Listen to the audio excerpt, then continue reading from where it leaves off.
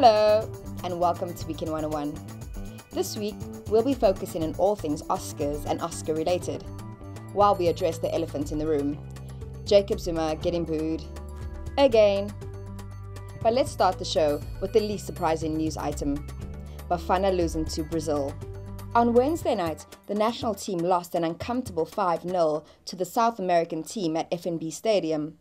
Unlike our boys, Barcelona star Neymar had his eye on the prize and scored the goals that sealed the deal. But that's not where the drama ended. After the match, Jacob Zuma's handing over of the hosting of the World Cup to Brazil evoked nightmarish flashbacks of Madiba's memorial, where Jay-Z got booed at FNB Stadium. The booing might just signal a trend for Zuma's speeches at the Soweto Stadium. Eish Msholozi, when will you get the hint?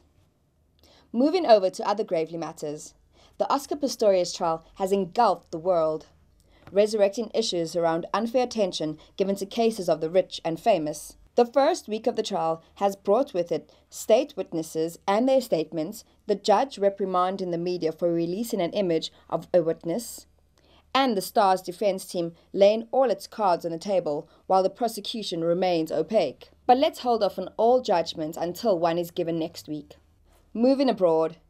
From Chechnya to homosexuality and corruption, Vladimir Putin's character is once again being questioned by the world.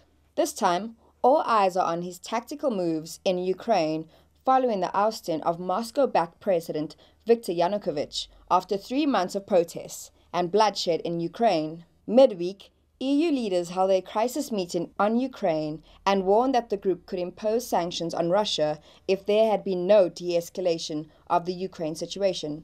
As Apiro gracefully put it in his cartoon this week, Putin's actions might just result in the release of that sleeping Russian bear.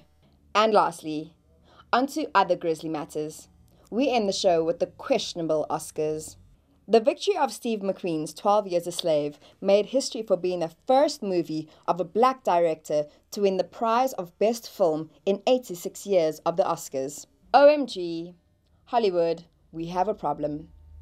But with its Oscar win also came the movie's star Lupita Nyong'o's big win and the New York Times correcting its 161-year-old print mistake.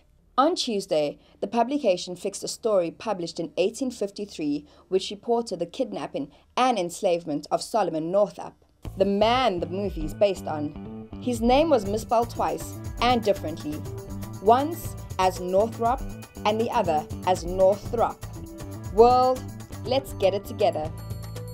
And that's all, folks.